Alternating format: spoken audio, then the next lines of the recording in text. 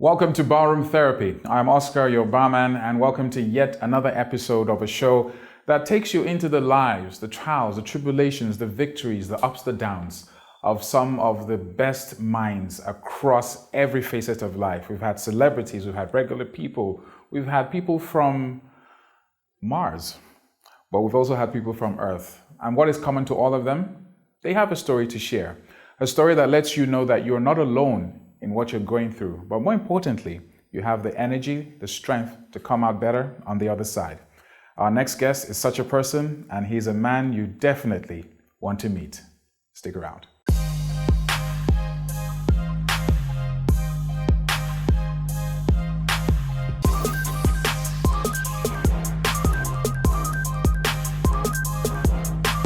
Welcome back to Barroom Therapy. Now, with the advent of social media, you get a chance to see things that would normally go unnoticed.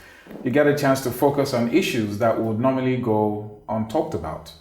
Sometimes social media brings to us people and personalities who might look funny on the outside, but under the thick skin, there are issues. Issues of discrimination, issues of segregation, victimization, wrongful arrest, to mention a few. Our next guest is a man who is all of this and much more. He has a story to tell, and we are here to hear his story. His name is James Brown. How are you doing, James? I'm fine. Good to have you on Barroom Therapy. Same, yeah. It's like I'm meeting a celebrity right now. How are you feeling? Fine. Great. Before we get into your story, it's customary for us to give a drink, and what would you like to take? No alcoholic drink. Non-alcoholic. Drink, yeah. So, luckily for you, I still have some thing I prepared earlier on. Now, this is my special cocktail. It's non-alcoholic. I hope you like it. And if you don't like it, don't sue me. Or better still, call the police. Then I can cut you at the end. No, you can't. So, talking about police, let me see. Let me get one for me. You had a recent brushing with the police. Yes. And it wasn't too good. Yeah. But more importantly, it's not the arrest, it's the fact that you were very vocal. Mm-hmm.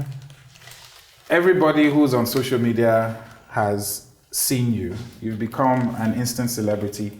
But let's go back a bit to find out how all of this happened. What's the genesis of how you were arrested by the police? Okay. But we must toast. So what would you like to toast to? Let me toast to God. To God? Yeah. Fair enough. And to the good life and to second opportunities. Yes. Wow. Okay. That's not bad. That's good. I love your chair. So let's go back to the morning of the day you were arrested. Yeah. Take us through from when you woke up till the day we saw you on every news channel in Nigeria and beyond. What happened? I'm not a gay, point of correction. I'm not a gay, and I don't accept someone calling me a gay. There must be, what's the definition of a gay? Is when you are caught having sexual intercourse with a guy and they didn't cut me. Did they cut me? Ask the policeman, did they cut me? There was no call, there was no evidence. Oh yeah. Okay, that day I never planned to go to party. I was just at home. I was my dad's phone because I didn't have phone then. So it just happened so fast. Then a friend of mine called John, come around like, James, I had this party and you have to come around. And I was like, come to party. I'm not going to party. It's okay. All right, I'll call the Cerebral best friend. So I come and perform. They're like, money? Me, I will go. Wait, they called you to perform? Yeah. As what? Okay, to come and perform anything I want. Because they know me for going to parties, bar, perform. Dancing. That's what I do, sure. Okay. Dancing, so okay, no problem. Then from there, I just went. I didn't even dress like I want to go and perform, I just wanted to have fun. But I wear something tight so I can really easily free myself and everything. So I went to the party, there was girls, fine ones, fine chicks. Mm-hmm. There's this girl, so I was putting my eye on. Maybe she's watching, but go on. Then there's guys, there's dressing, everyone was cool, everything. So you won't even notice something like that actually happened. Then the party was about to start. Then the celebrant is bringing the cake. There was a lot of saying up and down, like, what's going on? Okay, no problem. All I know is that you get me, you have to pay me, even though I dance or no dance. But you carry me come for house. Now use my bottom money reach here. You must pay me. They were like, I'm like, don't worry, they will pay you at least 2,000. They were like, I'm collecting 5,000 naira. 2,000 naira for the dance? No, if I won't dance, like if time was going and everything was just going so fast. So they was about to start the event, and this MC, funny guy, he was there. He was just talking about how people are relative, how Nigerians is everything, just talking about lots of funny things. We were just busting to laugh. Then all I could hear was hey. Down to me, all I was thinking, like, they're gonna rob us, because I've been to an event whereby robbers come in and they collect the phone, wallet, money, and all that. And I was like, I was down throughout. I did not stand up. They would just bust your head. So I thought it was a robber. So I have to pack my stuff and everything, run. But the shoe I was wearing, I wasn't comfortable. I can't threw it away.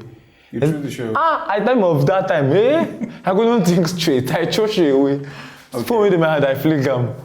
If my shoe, I cut them. I thought this is now obstacles. Let me be free. Then that was it. Then all I could do was for this man. I had full stop. Hello, sir. What's going on? Come down. Hey, take it easy, sir. Hey, all of you pack it. Okay, what is our accusation? What do we do or something? Okay, can I show you my ID card? The man did not ask any question. He just like pack all of us to should kneel down. If I could see if everything could happen, he called. Then buses came around. About 4 or 5 buses came around. Some people have escaped, some people fly fence, some people were inside the hotel. Even the hotel was locked down, like there was no search warrant. Imagine a policeman coming to arrest search warrant. I said, excuse me, I want to. He said, shut up. I said, sir, I'm not a criminal. What did I do? Why will I shut up? That is, from the moment they pack us, I've started attacking them because I'm not a criminal. I didn't kill, neither did I rob. So why will you come to this around and just pack us and carry us? Okay, maybe they heard something. Okay, let's go to the police station. Before I wanted to get in touch with my lawyer, like call my dad to get me my lawyer, because I'm a human rights activist. I'm a counselor health tester at Animal General Hospital. So I do help people and everything. So I have my own personal stuff, even as far as I was young. So okay, before we could get to the police station, I used one of my friends called that I know junior party. His phone. I typed my dad's number. Then they like call my dad. This is what happened. He say, "How come? What? I told you not to go to the party." No, my dad told me not to go to the party, but you know everything about work. You stay with your father? Yeah, I stay with my father. And your mother too? No, they're divorced. They're divorced. Yeah. We'll get to that, but let's now fast forward to when you were all put together, and the accusation was you were all homosexuals. Yeah. And from your YouTube video, it was very, very vocal. You know, in terms of you were insisting that you were here to party, you're here to dance. Yeah. What gave you the confidence to say what you said on record? Okay, you know one thing about people is that when someone is guilty, to even show out its face in the world or anything, it won't be able to.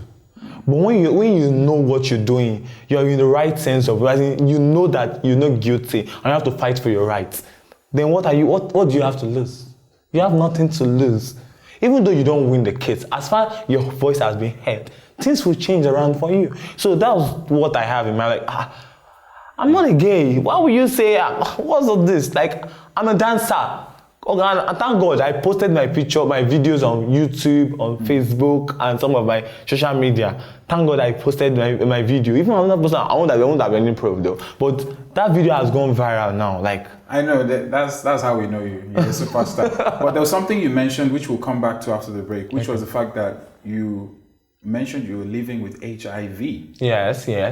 And we'll find out more about that particular side, because that's the part that interests all of us, those online, the comment section. Yes. Here's a brave man who is very vocal about his status, and the question is why? We'll find out after this on Barroom Therapy. What I hear in school is that HIV, they used to look pale, they look like they want to die. Back then, they would push people that have barrier outside, right? But now, see how it is. HIV is going to that level. What happened with that dress? See, I think this is a very lazy outfit. Our first look is a shut down, close house, throw the key away, don't even come back. You see, this is a girl who's going to go to the wedding and she's going to go find her husband. The only way that's the only excuse you can carry this bag to my wedding is if there's money in this bag. Excuse me? Oh God, no. What's the school uniform? It was just like a green, hideous situation. The shirt doesn't look like it's actually his size as well. You can see it's a bit rumpled on the inside. His pants are flare, for crying out loud. Have you seen a man in flare pants before? I really don't like it. Excuse me. It's been extremely hot in here. Why was that your reaction? Oh God, no.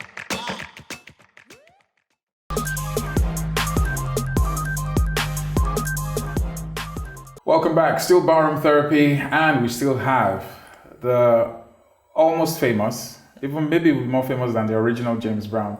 We have James Brown here with us. James Brown is not your original name, is it? No. What's your real name? Obialor James. Obialor James. What does that mean? Okay, Obialor means God is great. God is great. Fantastic. Yeah. Just wanted to get that on record. Now, one of the things you mentioned on the video that went viral was that you're living with HIV. You have HIV, and that you got it from your mother, and that you were denied medication or drugs. Those are some of the things you said during the video. Yes. Even I'm HIV positive, they don't even care about it. And they say they are doing investigation. I'm not a gay. What's your name? My name is Obialor James. What caused that your HIV? How did it conduct it? It's from my parents and I. It's from Let's go back to, when did you realize or know that you had HIV? When were you told? When I was told it just happened. Okay, I've been young, taking the drugs. According to my dad, they say I have a strong immune system, so there was no reaction when I was young. There was nothing. What age was this? Okay, he told me I started using the drug when I was 5. How old are you now? I'm 20. About 15 years, okay. Yeah, so I've been using the drug when I was 5. Then there was no reaction because my immune system was very strong and everything. I was like, okay. Then dad got to tell me when I was 12, because I came to understand life and everything. Then he used to teach me lots of things. So he came to sit me down and tell me, what if I was HIV positive? What would I say? I said, there's nothing bad there. Because my dad has introduced me to some people out there that, these are HIV people. What do you think about them? Like, Dad, what I hear in school is that HIV, they used to look pale. They look like they want to die. About this man don't look like he want to die now. He said, no, it's HIV. Okay, they will not bring the person, will not be talking. I'm like, then you look normal. Like, I don't know, they was trying to pass some information down to me. Gradually. Okay, what does this guy really think? What does this child really think? Because some children, when they get to know they're HIV positive, oh my God, things change. They become less confident. They don't talk, they don't relate. They believe that they're a freak or they are just different from others. It doesn't work that way because of the way they relate to their parents or the way their parents disclose it to them. I don't understand, things like that come that way. So it just, from them, I had to take me to concerts where they are talking about HIV. So I don't get that. And I was like, okay, Daddy, everything about HIV, what was going on now? I'm like, you will understand soon. I think I'll put you on suspect though. That man. He put you on suspect. He can't put person for suspect. When it happen, he will say, James, don't worry. No worry. What's all this? And he just says, don't worry. I love my dad. Then at the end, it was my birthday time. I was like, okay, he's not to tell you a secret. I said, now they have come. Hope this will something will come in. He said, don't worry. Every time I like something shall come in, that's me for you.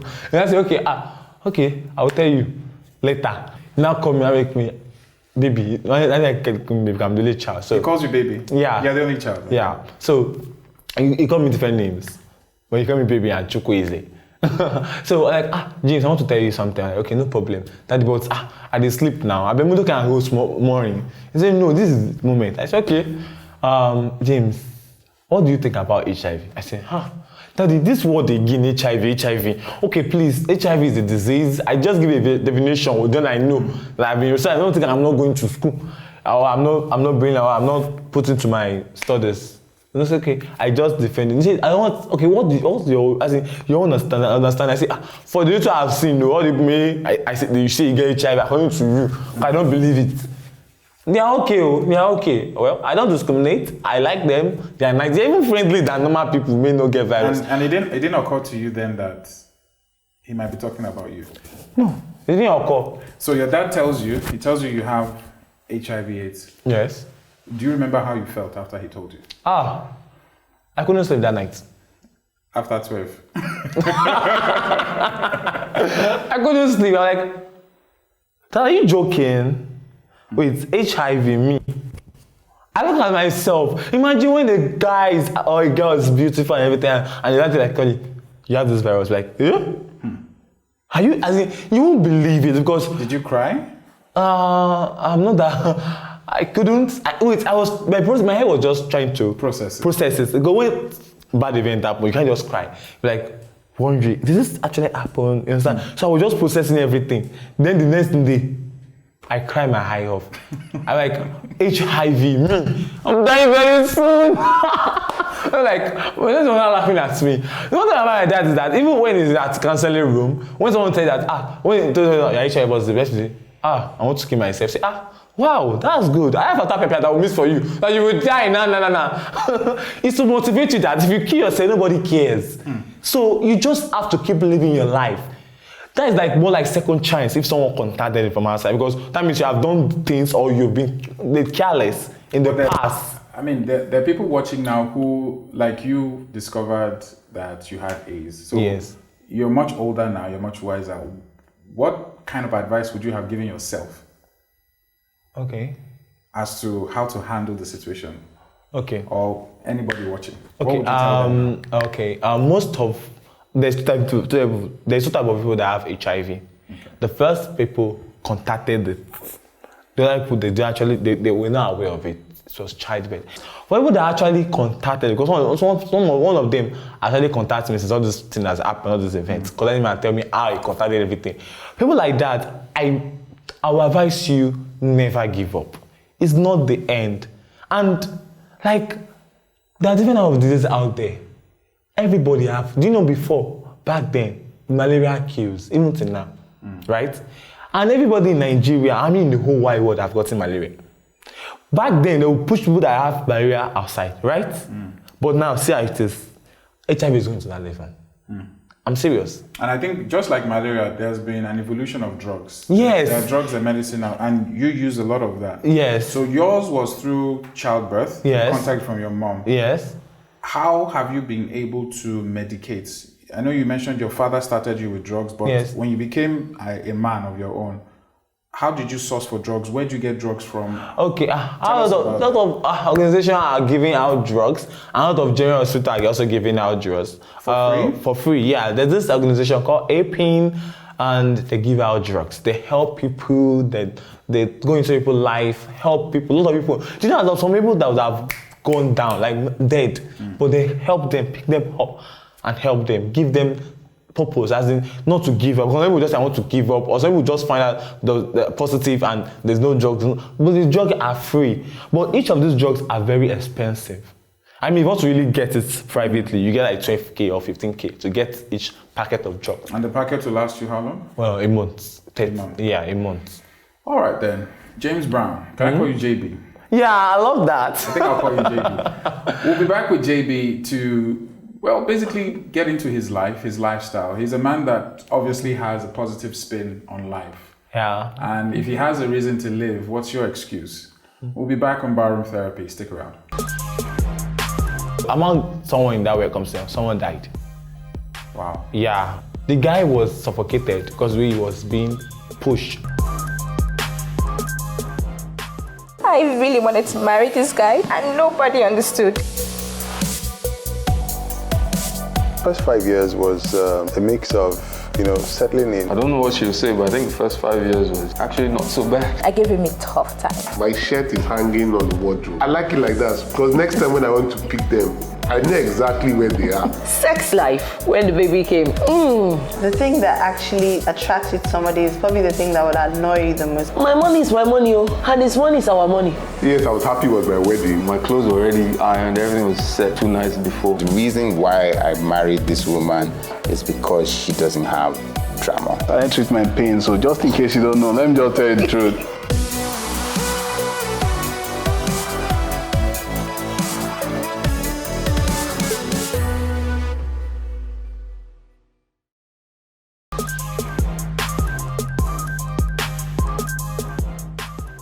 JB is his name, James Brown, the famous gentleman who went viral due to an unlawful arrest. Unlawful in the sense that he was arrested and now he's out. But JB, what happened while you were in prison? I mean, they put you behind bars. Who was in your prison cell? All the people that were arrested. Were you, just give me an idea. All right, yeah. The moment I get into prison, I was surprised. I see things. Even there's this place called Welcome Cell. That is the first place you get to. Welcome Cell. Welcome Cell. The first place you get to before you go to the actual prison you are being posted to. So that place, you have to think smart, follow their ways, or else you will be, things will happen to you. Give me an example. Okay. Among someone in that Welcome Cell, someone died. Wow. Yeah, like it was a painful. Died of what exactly? Okay. The guy was suffocated because he was being pushed or being tied together because they slept like sardine. Wow, they are packed like sardines. Yes, very tight. There's no free space at all. Things just tied together. So the guy was suffocated and died. They thought it was a joke. If all of us fainted, they're like, hey, they do you. Stand up, Joe. Stand up, Joe. When you did Igboro, you're not even talking. Shout out, Joe. They didn't even care. Just have to plan well with them. When they say plan well, it means you just have to give them some little money, then they'll take it from there to a VIP level. Where will you get money and sell? That Welcome Cell, what you have to do is send call card to them. Now they get their own money. You send call cards to them and they get. Now move you to the proper cell. Not proper cell, though. In that same place, no, VIP cell. In that place, they sing VIP, they sing Jankara. Oh wow. Yeah, there's VIP and Jankara. So imagine, that was a bygone. They now move us now to our own cell, gone. I thought, okay, when I went there, I was like, this place is big, at least I go sleep well. Now lie you, that was when the real story just started. That place, as you are entry, they will give you welcome beats. Did you make noise? Were you vocal? No, you just vocal, no sell. I better go. If you have opportunity, person go sell. Don't go vocal there. You're on your own. Wow. Nigeria does not know you. So and that cell, there is not a nice one. You will be forced to pack shit from the soccer away. You'll be forced to fetch water. To those of dirty work, you have to be forced to do those things because you did not do according to what they want. What they want is for you to plan well. What does that mean? It means you need to pay a certain amount of money to get yourself comfortable inside the prison. When I came out, there was some side effects. I have an imagination of what actually happened. Did you have like trauma back? Yes, I have trauma. A lot of trauma. For the trauma, I have to go for a session for that trauma to talk about everything. Because if you don't talk about everything, it will be eating your body. Just be there. It's like a burden. So you just have to push everything out. Would you advise that for people who? I mean, yours was the prison. People are going through different traumas. Yes. What's your advice to people when they're going? Okay, if you are going through different trauma, most emotional is emotional trauma, right? You have to go to have a therapy session with your doctor, someone you trust, someone that you know that you understand. They're always trustworthy. Then open your mind. Thanks to Mr. Gelvin has changed me. Like I come up, I open my mind. I was doing everything was just flowing out. And by the time I found myself that I have this unique ability to do things, like to change the negative aspect about my life view, about what happened, to a positive aspect. So even having what we were saying, I didn't count it. It was the good aspect I was looking at. Come and see comments. I started reading. When I say stop reading it, I will feel sad. After one time about my dad, if you believe I want this kind of thing happen, I feel down. But no. Did the comments that you read, did they ginger you? The bad one, I didn't even feel anything because I knew human beings will always talk. Give me an example. What kind of bad comments? He's a gay, not lie, he's a gay. Then the other one, do you have HIV? They lie saying get HIV. You know get, not lie. This guy, Nigeria don't stop far. This guy, go and lock him back. They call different things. But those ones were not much. But it was the encouragement, talk. So people were praying for me. Imagine Nigerians, as in, I was surprised. I've never received anonymous prayer like that before. And come and see prayer. God will bless this guy. This guy, then Tunde Ednos now reposted the cutted aspects. You understand? Now it went viral. Now even tagged my name on it.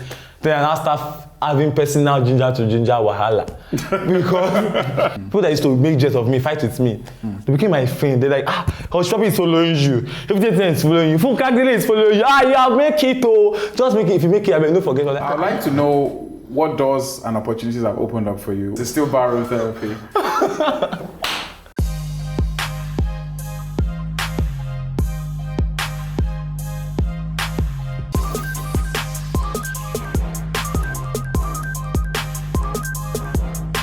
Still barroom therapy. JB is still here with us. He's one of the very few guests that I wish would not go, but time will not permit. But let's just quickly touch on the doors that this opportunity has opened. Have you met anybody important? Any endorsements? Anything? Yes. The doctor, Aunt Kalechi, she contacted me and told me, inspire me. If I would have come out, okay. I was going to go and sleep and everything just died down. She said, no, this is the time you have to reach out to people, change people's life and everything. And ever since I started talking about health on my platform, people were like, people really think. People have changed. You talk about it on your platform. What platform is that? That on my Instagram page at _James Brown. Yeah, I talk about it. I talk about like just being myself. I talk about if you're having anything, just keep going. I love you. We love you. Just what of encouragement. You understand what I'm saying? Then I do other things too. There's some celebrity too. Nigeria, I love you. Some other celebrities. So some celebrities too have actually asked me out. Do you know that celebrities are nice these days? But some of them are actually very, very busy. Do you want to mention? Okay, don't mention names. Let's just talk about the ones that have been nice. Okay, the one that are actually nice, very nice, 50 cents, telling me, don't give up. This is the time God have actually blessed you. Imagine, I was like, whoa, this man can't ginger me. Same 50 cents. Yeah, as in, I'm like, it's not in Nigerian. Imagine him caring. Like, you talk about the health aspect, like my health page was like, there's a capture of health, and I say, I write, I love you. Then I put about health capture there. I say, I'm out, and it's been God's grace. He liked it. He gave the comment. I was like, whoa. I was like, this man, even Hush Puppy too, liked me and asked me, please, James, don't give up. As in, people, you need to reach out to different people, different countries, different continents. Your voice will be heard because you're young. And it will attract a lot of people to you because you're young. Young people's voice are always being heard. Think about the positive aspect of life, please. Opportunities indeed. Yes. For example, if what happened to you didn't happen to you, you wouldn't be here. Wouldn't know all of this. Thank you very much, JB. Yes. I wish you all the best. Yes, thank you. And I think JB is a classic example to the quote that when there's life, there's hope. Yes. Some of the most beautiful minds are covered under layers of discrimination, unfairness, and basically life has been really bad. But when you strip away the discrimination, you strip away the unfairness, you strip away their journey, the HIV, and all the other things that you give yourself as a reason to hate someone without even knowing them, you get to see that they're beautiful on the inside as well. Yes. And Auntie JB is a classic example of that. I don't like the Auntie JB. If you see JB walking down the street, don't forget to say hi to him. They say hi, yo. They plenty. You say hi, pictures. But more importantly, don't forget to say hi to that person who just needs a kind word, a smile, a lovely comment from you. Please do. After all, we are humans. Exactly. And we all love to be loved. Yes. Till next time on Barroom Therapy, I'm Oscar, your barman. Cheers for now. Cheers.